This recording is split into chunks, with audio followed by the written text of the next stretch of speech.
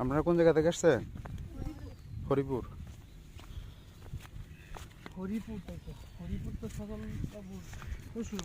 এখন আমরা যে জায়গাটা দিয়ে হাঁটে যাচ্ছি, একসময় কিন্তু এখানে প্রচুর পরিমাণে পানি ছিল, মানে বর্ষাকালে। তখন কিন্তু আমরা এই এই এখন যেখানে হাঁটছি এই মাটির উপরে কত হাত পানি হবে সজীব মাটি থেকে সম্ভবত? চার হাত। হ্যাঁ, নৌকা দিয়ে আসতে হইতো নিপদের বাড়িতে। আসলে ঋতুর কি বৈচিত্র্য! এই বর্ষাকালে একই একটা পরিবেশ, মানে একটা অবস্থা, আর শুকনো মৌসুমে একটা অন্য অবস্থা। এই যে এগুলো আমাদের অঞ্চলের ভাষায় বলা হয় পাগার বা খৈন। হ্যাঁ, এগুলোতে প্রচুর পরিমাণে কিন্তু মাছ আগে আরও বেশি হইতো, এখন কম হয়, তারপরেও ভালোই হয় এগুলোতে মাছ। এগুলোতে তো কোনো বন্টন দেওয়া হয় না, কাটা দেওয়া হয়, মানে মাছ আটকানোর জন্য কোনো আধার দেওয়া হয়। হ্যাঁ,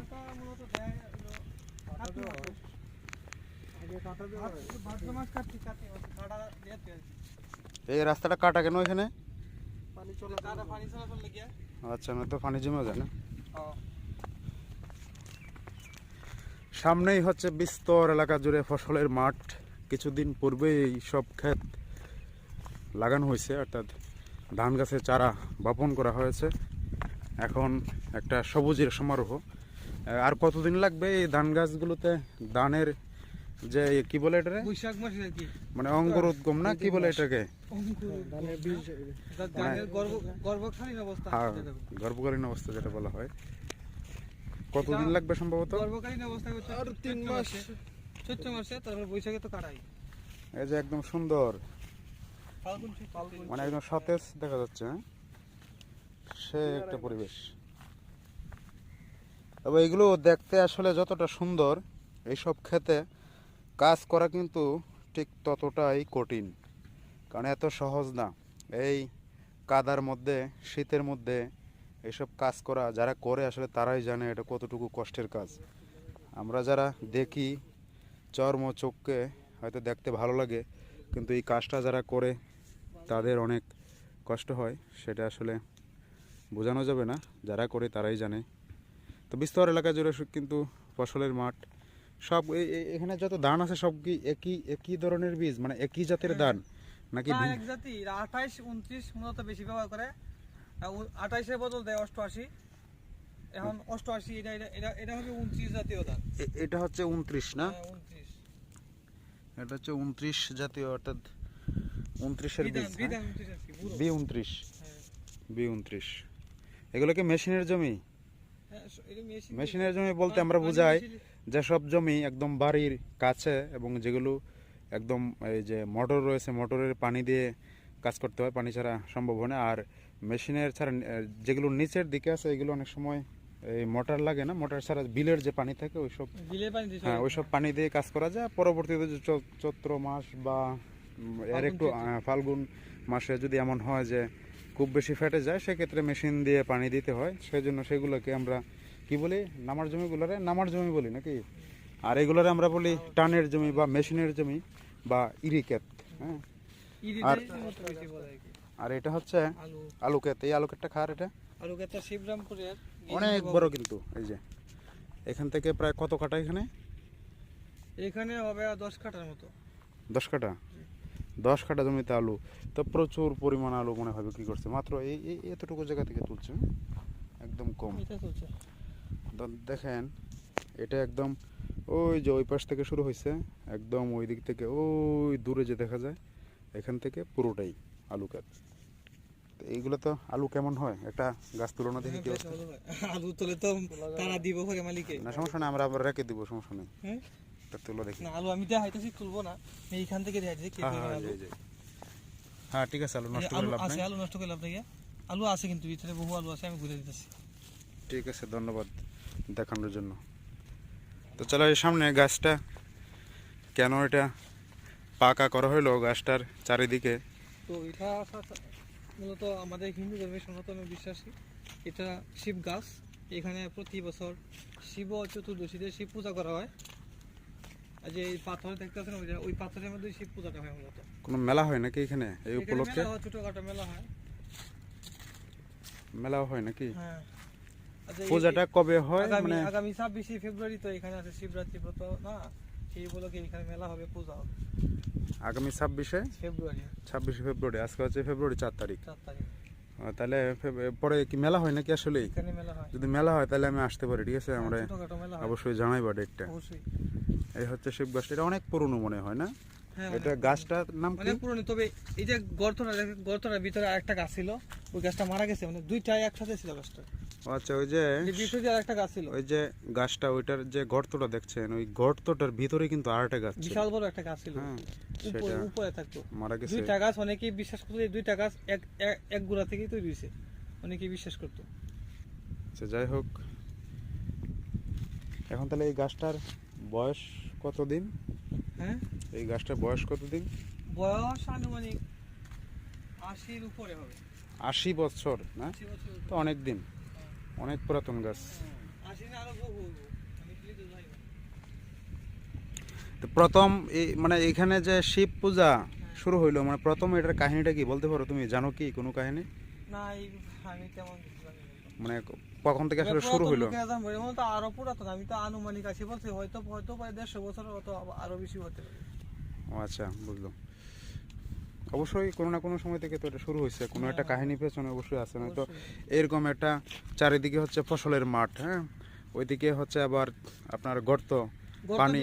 অন্য গাছটা ছিল অন্য অন্য ধরনের, এটা বড় গাছ। যাই হোক, তো এইখানে এরকম একটা গাছ, এখানে যে এই পুজো করা হবে, এটা কিন্তু আসলে মানে কেউ হয়তো আগে ভাবিনি। অবশ্যই এটার পিছনে একটা কাহিনী আছে।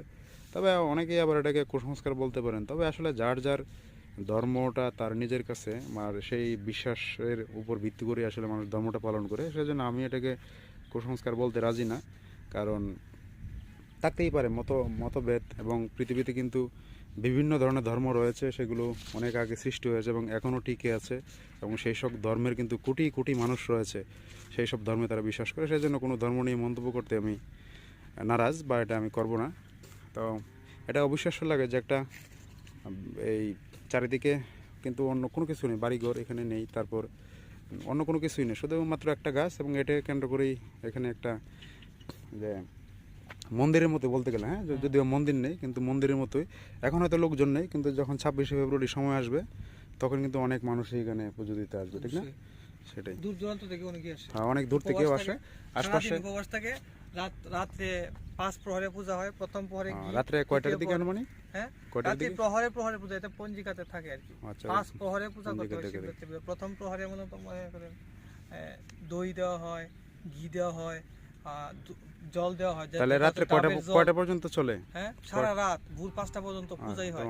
মানে প্রত্যেকটা ধাপে ধাপে। তুমি থাকো নাকি প্রত্যেকটা প্রহরে যখন পূজা হয়? তুমি থাকো? থাকি, বেশ। ঠিক আছে, তাহলে তুমি 26 ফেব্রুয়ারি আমারে নক করে, আমি দেখবো আসলে কোন কোন জায়গা থেকে মানুষ আসে, পূজাটা কিভাবে হয়, কখন শুরু হয়, কতক্ষণ পর্যন্ত চলে, এটা দেখানোর চেষ্টা করব।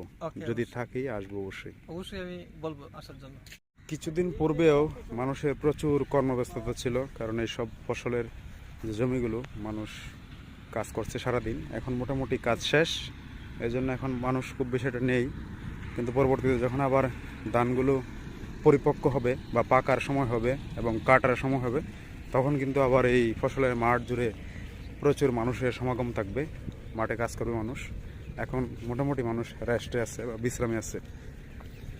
আর এটা হচ্ছে এটা মানে গ্রামের এই রাস্তা, এটাতে আসলে শহরে যোগাযোগ নেই। ওই রাস্তাটাতে একদম ওইদিকে হাওরের তলা পর্যন্ত যাওয়া যায়। সামনে একটা ছোট ঘর, এটা সম্ভবত কোনো মন্দির, কালী মন্দির। পাশে একটি গাছ রয়েছে। এই হচ্ছে গ্রামের অরিজিনাল যে গ্রামীণ রাস্তা, সেইটা। এগুলো আসলে ক্যামেরাতে দেখলে কেমন লাগে জানি না, কিন্তু বাস্তবে এগুলোতে হাঁটলে আসলে অনেক ভালো লাগে।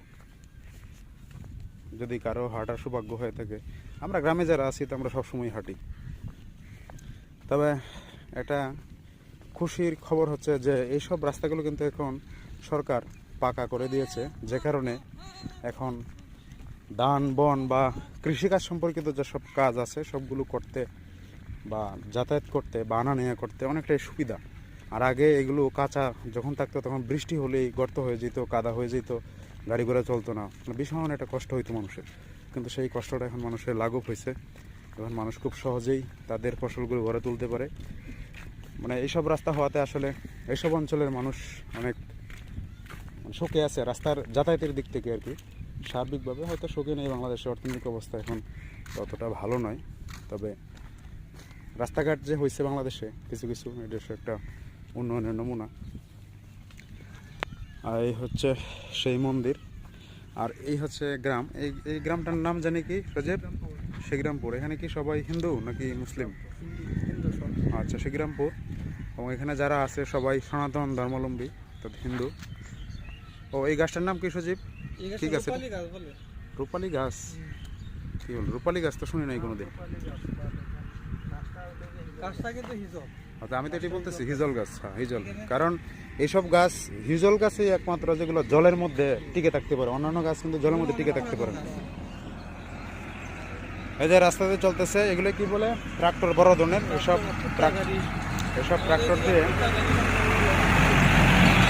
পেন্ট্রোল, এইসব গাড়ি দিয়ে যে মাটি কাটা হয়, মাটি আনা নেওয়া করা হয়। আর বৈশাখ মাসে আবার এগুলো দিয়ে ধান টান নেওয়া হয়, ধান বন এগুলো টানা হয়। আর এটা হচ্ছে সেই মন্দির, সনাতন ধর্মাবলম্বী যারা আছেন তাদের একটা মন্দির। এটা হচ্ছে শ্রী শ্রী কালী মন্দির, শ্রীগ্রামপুর। হ্যাঁ, শ্রীগ্রামপুর গ্রাম কালী মন্দির। কার্তিক মাসে কালী পূজা হয়, আচ্ছা। অমাবস্যা তিথিতে। তো প্রতি বছর কার্তিক মাসের অমাবস্যা তিথিতে শ্রী শ্রী কালী মায়ের পূজা এখানে করা হয়।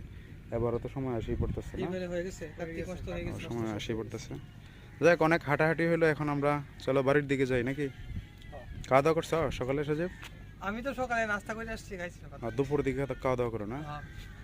ঠিক আছে, তাহলে চলো যাই।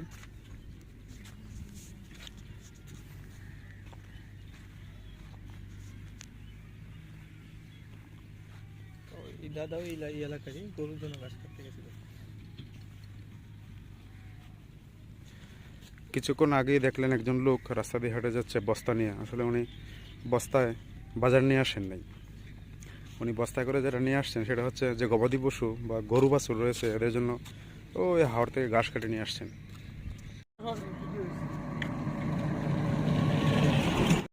আর যে দেখছি না, ওই যে বেকুতে মাটি নিয়ে আসছে, আগে যে বেকুটা দেখলাম এদিকে হুট করে চলে গেল, সেটা এই যে মাটি নিয়ে আসছে। আর পাশেই আরেকটা বেকু না, ওইটাকে বলে আসলে ফ্যান্টুলি। আর বেকু হচ্ছে যেটাতে মাটি কাটা হচ্ছে। কি সহজ! আগে এই ধরনের মাটি কাটার জন্য প্রতিদিন মানে কামলা বা কাজ করার লোক নিতে হইতো, এক একজনকে 800-900 টাকা করে দিতে হইতো। আর এখন কিন্তু ওইসব লোক লাগে না। তাই এক হিসাবে যন্ত্র এসে ভালোই হয়েছে, কিন্তু আরেক হিসাবে মানুষের কিন্তু কর্মক্ষেত্র, হ্যাঁ, বেকারত্ব বেড়ে গেছে। কারণ এখানে যারা কাজ করলো এরা কিন্তু এখন এখানে কাজ করতে পারতেছে না, যে কারণে এরা কি গার্মেন্টস বা শহরমুখী হইতে হচ্ছে।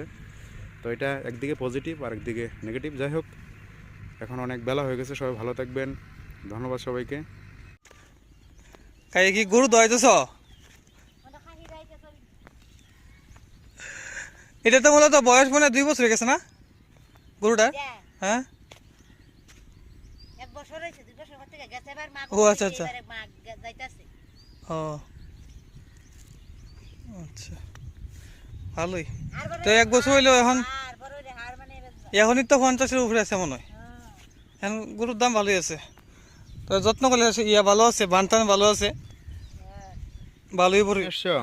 তো কিনে নিয়েছি, এটা টিটু কাকার কাকি দিছে আর কি, টিটু কাকার বউ। যেটা টিটু কাকার কাকি না, টিটু কাকার বউ। তোমার হচ্ছে কাকি। তোমার কাকি, আমার তো কাকি হয়। অনেক এটা কাটবাম, কাটতে অনেক অনেক ধরে খাওয়াই আমার। এই যে আমাদের ভাই আছে, এই 3টা আনছি, একটু একটু খাই আমার কি কাকি দিছে খাওয়ানোর লাগিয়া খাই। তিতা না? হ্যাঁ, ঠিক আছে, তিতা না, ভালাই আছে কাটিয়ে। আমি দই আনছি আগে থেকেই। আমার হাতেও এই যে কালার দেখতেছো, এটা হচ্ছে আয়রনের পানি। তো ক্ষেত্রের মধ্যে পানি দেওয়া লাগে, এগুলো পানি মূলত আয়রন, তার জন্য একটু সমস্যা হয়, হাত কালো হয়ে রয়েছে। পায়েও আয়রনের পানিতে পাও কালো হয়ে রয়েছে, তো কাটতাছি। তো এগুলো পিওর ক্ষীরা, এরকম বৃষ্টির দিনে তো খাইতেও খুব ভালো।